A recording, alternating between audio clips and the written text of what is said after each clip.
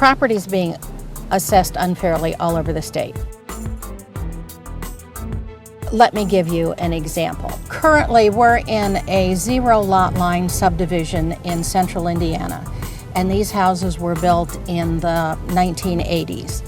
And as you can see, they're similar in size and amenities, and there are currently 4 of them on the market for sale right now, and they range from $89,900 to about $100,000. This is House A, and it sold for $101,000 in 2006, and its taxes are like $1,467 a year. This house sold for $1,100 less 4 months later, and its taxes are 51% more.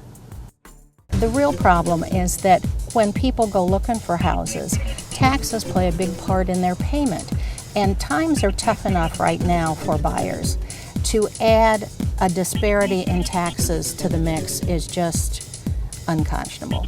We find this kind of disparity in assessment throughout the state. It's not just in one township, it's in every township. You might have a county with, say, 6 townships, and you have one assessor in one township that just does one heck of a job, just gets it right every time, does their job the way they're supposed to do their job. Well, in surrounding townships, you may have assessors that doesn't do their job properly, does not assess the value of the home properly, and it's lower than what it should be. Well, when it comes time to impose the levy, which is the amount of money that's collected from the taxpayers to provide the services that are needed in your community, in the townships where their homes were not assessed properly, they're paying less tax than they should be, which puts more burden on the taxpayers in the township where it was done properly. We ought to have a system that's consistent and fair throughout the county, consistent and fair throughout the state of Indiana, so that taxpayers are treated fairly and nobody is stuck with a burden that's unjust for them.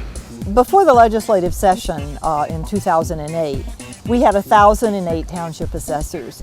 That's actually more than California, Texas, Florida, and Ohio combined. The legislature abolished 965 of them and actually put their responsibilities under the leadership of the county assessor. They left, however, the 43 largest townships, the assessing of those townships, to be determined by a referendum taking place this November 4th. And so we're urging people to vote yes on the November 4th referendum, because we believe there should be one leader in charge of assessment in every county to assure that there is a uniform way of assessing everybody's property. We urge you to go to the mysmartgov.org website to learn more about the Kernan-Shepard reforms, to join us in moving the state forward into the 21st century.